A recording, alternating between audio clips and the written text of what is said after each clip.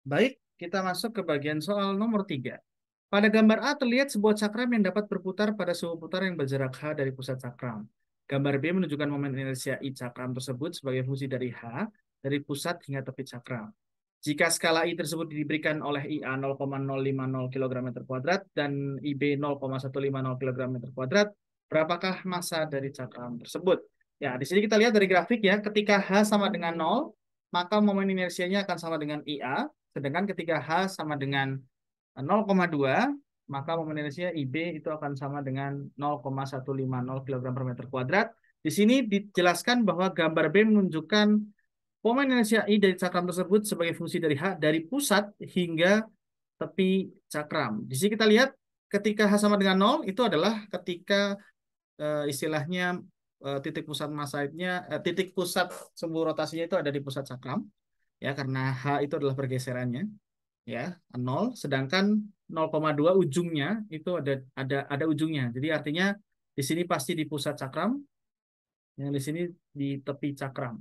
Sehingga dari grafik di sini dan informasi yang ada pada soal kita bisa dapatkan kesimpulan bahwa jari-jari cakram itu akan sama dengan 0,2 meter ya. Kita ambil kesimpulannya di situ. Lalu dengan teorema sumbu sejajar, momen inersia di tepi cakram itu adalah I sama dengan I pusat massa ditambahkan dengan M dikali H kuadrat, di mana H itu adalah jarak dari titik pusat massa, ya, dari titik pusat massa atau titik sumbu rotasi. Atau hanya kita dapat di situ 0,2 ya. Ya, sehingga kita bisa dapatkan di sini untuk I sama dengan IB di tepi itu akan sama dengan IA, I pada pusat massa ditambahkan dengan M kali R kuadrat ya. Ya, R kuadrat. Di mana itu H itu ada sama dengan jari-jari. Ya, ya atau sama dengan H karena H di sini kan 0,2. Ya, ada 0,2. Nah, sehingga kita bisa dapatkan IB dikurangi dengan IA, ya itu akan sama dengan M dikali dengan R kuadrat.